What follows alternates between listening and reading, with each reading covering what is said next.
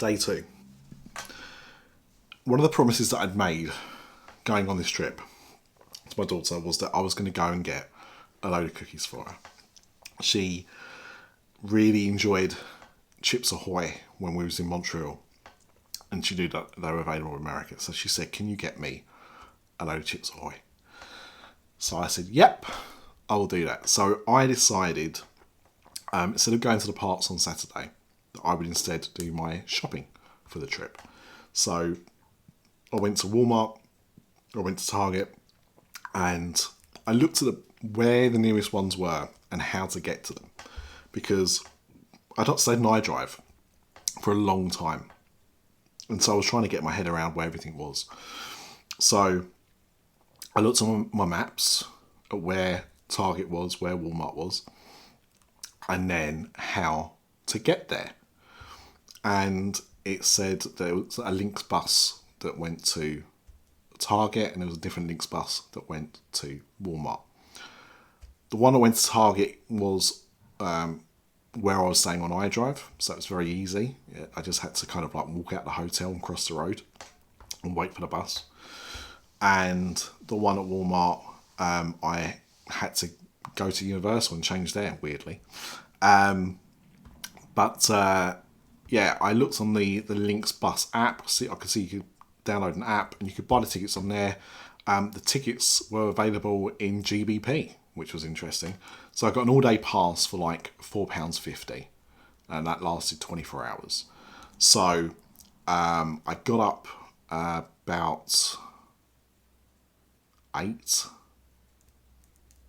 and thought, right, let's get this show on the road. So got dressed, had a shower, not in that order, left the hotel and got the first bus to Target, which was by the Florida Mall. Went there, was able to get most of the stuff that I needed, but not everything. So I was like, that's fine. I'll go back to the hotel because I needed to get a different bus anyway. So I went back to the hotel, dropped those bags off, left, got another bus down to Universal, changed, and then got on the bus to where Walmart was. So went in there, got the remaining bits that I needed, and some more Chips Ahoy, and was going to go back. Now I thought I could just walk back onto iDrive because it was just off iDrive. But no, there was a big road by the Walmart which you couldn't cross. There was nowhere to cross. So I thought, right, I'm going to have to get a bus and kind of come back on myself, and it seemed like it was going to be a bit of a nightmare. So I looked on my maps about how to kind of get back, and it suggested that I could actually walk from the Walmart to the world's biggest McDonald's on iDrive, because if you walked that far up, you could then cross over on the walkways. So I thought, okay, I'll do that. Once I did that, I then looked to see when the next bus was, and it was about half an hour away. And I looked at how long it was going to take me to walk, and it was about 20 minutes. So it was a no-brainer. So although it was hot, and although I'd already done a fair bit of walking by then, I decided to just walk back to the hotel. So I got back to the hotel after both trips, about 1 in the afternoon.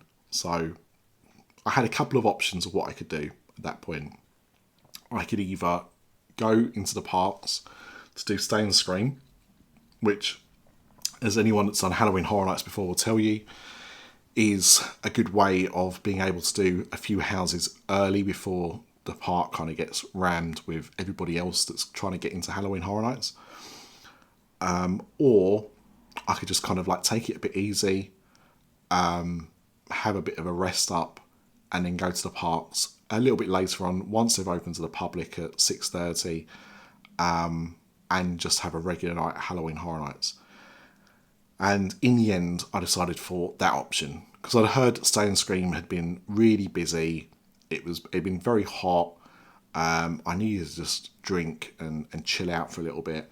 And also, I'd hurt my neck and my back the night before I flew, slipping on a curb. So I was a little bit achy as well. I'd gone to Walmart, I'd gone to Walgreens and bought some tablets when I first arrived, like just pain relief medication, which had helped, but obviously the pain was still there. So I thought, well, if I just take it easy this afternoon, have a bit of a lay down, probably not going to sleep, but just have a lay down, and just rest up a little bit, ready for the next part of the day. So that's what I ended up doing, and I was very happy with that. When I decided to go to Halloween Horror Nights, I had another shower, had got dressed by that point, and then I was just deciding how to go back there. Now, because I had the Lynx bus pass, I got a bus down to Universal, because it said there was a bus that was just across the road from my hotel. So I looked at when the times were for that, then went down there accordingly, and got on a bus down to the bus depot, and then was able to kind of go up into the main hub and repeat what I'd done on night one. Night two at Halloween Horror Nights was different in the regard that I'd already done walk through the scare zones, so I didn't need to spend too much time in those, other than obviously having to walk through those to get to other places. I remember my water bottle this time, so I took it in empty, but as soon as I got in there, I went to the first freestyle machine that I could find, which was down at the bottom of City Walk, and got my water ready to start the night off. And another thing my daughter would ask me to do was try and see the M3gans. Now, M3gan, if you're not aware, was a horror film that came out early this year about a kind of realistic robotic doll that kind of goes a bit haywire and goes on a bit of a murder spree. And for Halloween Horror Nights, although there wasn't a house for M3gan or anything like that, they had a troupe of M3gan dolls that would do dance performances at random times. These are not listed on the park maps. This is just something that they are doing. There is no set times for them or anything like that. So I tried to find out where they came out to do this. And there's two spots. One is near the Chucky house, which is also near Fast and Furious Supercharged, so that area of the park. The other part of the park that they do this in is by Mel's drive-in. Dine-in? Yeah, you know the place. So, I didn't know what time they were coming out or anything like that, but I thought, look, I'm doing stuff in my own pace. I don't have to worry about other houses or when other people want to do things. I can just do this. So I said, I'm going to give myself an hour to sit here in the hope that they would turn up. Now, if you're facing, if you're sat in front of Mel's facing forwards, you can see two big green gates, and that is where performers kind of like backstage areas. That's where the performers go and change for cast member changes and that kind of thing. So I'm sat there waiting, and at the bottom of these gates, I can see these feet with black shoes on, and I'm thinking, that's got to be them, right? There's I've seen quite a few people. That's got to be them. So I was really hopeful that it was going to be the M3gans, and then about 8:15, I think this was. No, must have been 7:15, and all of a sudden, one came out the side door. And you had a security kind of guard came out first, followed by a M3gan that then started kind of like walking up towards Mel's. And I was like, great, I'd had my camera ready, so I was able to film it. And then as one appears, then others appear, and they come from all different directions. They kind of all congregate together just next to Mel's, and they do this dance routine, which I'll share the video of here.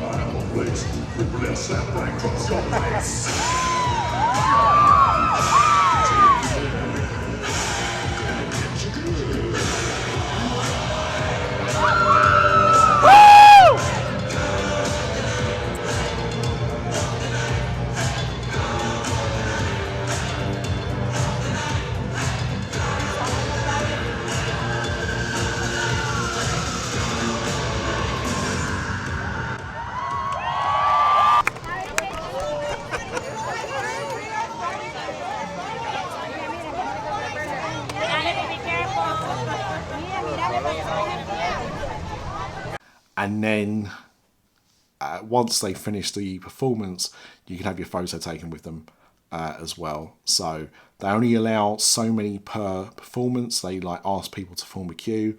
I managed to get in but with about 2 or 3 people to spare before they close the line off. And then you can go and have your picture taken with them, and then off they go. And then an hour or so later, they'll go and do it over at Chucky's, and then they'll come back and do a performance later on at Mel's, and then they swap, you know, venues each time they do it. So if you get a chance to see it, it's really cool. I really enjoyed it, and my daughter was delighted to see the video when I came home with the M3gans.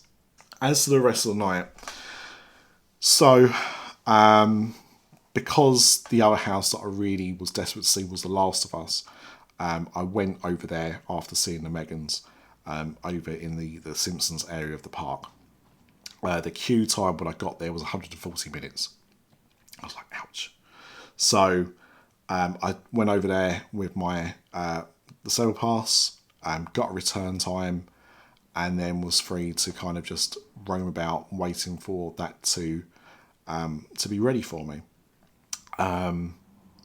In that time, I went and had something to eat, so I'd not eaten really that day, so I went and got myself some pizza fries, and then I went to Men in Black because I hadn't done that for a while, so I thought I'll go and do Men in Black. And also I went and did The Mummy because I'd done that actually on the Friday while I was waiting for Stranger Things. Completely forgot that I'd done it that night, and I wanted to do it again. The other thing with the Disabled Access Pass is if an attraction has a queue of, or wait time, sorry, of 30 minutes or less, you don't need a return time. They will just let you go through the express line. So that's what I did. So yeah, I'd done some things in the meantime. Then I got ready to go and do The Last of Us, which was a great house. Like I really enjoyed it as a fan of both the TV show but also the video game. And it's based on a video game. You know, it was I thought well done. It was claustrophobic. It made you feel like you were, you know, playing the game when you were trying to kind of go through the empty buildings in a town that has been decimated by, you know, this fungus that's infected people, and you know, looking for anything that you know you can use to help yourself further in your quest. So it was, you know, I thought it was really well themed. I was disappointed by the lack of Joel and Ellie. You only saw them once in the house, but I thought the costumes for the creatures were really well done, and you know, I just liked the aesthetic of it. I thought it was really well done, and I was pleased to experience it. So, you know, it wasn't a disappointment, which is the main thing when looking at stuff like this, right? As the night kind of went on, the wait times come down dramatically. From about 11:30 onwards, they really start to come down. So when I left The Last of Us, and you've got to kind of like walk all the way back around towards ET and kind of cut through there, I saw that Monsters had quite a short wait. So I thought, okay, I'm going to go and do Monsters next. So I did Monsters Unmasked, Universal Monsters Unmasked. I thought it was generally a good house. I thought the actual Universal monsters were done really well. I thought there was a lot of wasted space though. There was a lot of curtains you had to kind of walk through to get to the next scene, which I wasn't particularly a fan of. Like, it just felt a little bit cheap. But I liked the whole aesthetic of what you actually got to see, and especially the Invisible Man was really well done. I did some really good stuff with Invisible Man. So I was pleased with, I enjoyed my time in the house, but I didn't think it was as good as the first Universal Monsters house, which I did back in 2019, in general. But it was still good. I'm still glad I did it, and it was still a fun house to go through. But yeah, didn't quite nail it in the way that I hoped it might well have done. And then I left that area, went back up to New York, and they had Dueling Dragons and they had Yeti campground. And I'd loved the last Yeti house that they'd done back in 2019, so I was glad that there was a sequel house to it. And Dueling Dragons was never an attraction that I went on, but I remember it, and I used to like seeing it kind of go past. So I thought they'd both be interesting houses. So I did those two next, and I enjoyed Yeti quite a lot. I thought the theming was well done. It made you feel like you was in a forest, which was obviously the point of it. And I think when a house makes you feel like you're where it's supposed to be, they work well. And it had some good scares in it, some good effects in it. It was a bit campy, but I really enjoyed it. I thought it was a really fun house. And Dueling Dragons really surprised me. I thought the entrance as you kind of went into the maze itself was really well done. But as you was walking through, like, it made you feel like you was walking through a ruined castle. Like, it was really impressive. And I thought I wasn't sure how they were going to do the fire and ice creatures, but I thought they did a really good job. They had these kind of like glowing suits, these chests, and I thought it was really well done. So I was very impressed with it, and it was definitely up there with one of my favourites of the event. It was a surprise to me that I enjoyed it as much as I did, because I didn't have particularly high expectations, but I thought they did a really good job with the house. And then just as I was leaving, this was about midnight, I think, 11:30. I was aiming to try and close out the park, but my body was just really starting to ache at that point, and I thought, it's time to kind of wind it up a little bit. So as I was leaving, the last house, or the first house as you got into the park, is Blood Moon, and it was like a 10-minute wait. So I was like, right, I'll just do this as I'm leaving the park anyway. I might as well just do this on the way out. I wasn't a fan of it, I'll be honest. It had a very good scene at the end in like a church, which was quite cleverly done. But it felt very similar to other houses that I'd done before. It didn't feel very original. I didn't think the scares were particularly great. I just wasn't very impressed with it. It was a bit of a disappointment, but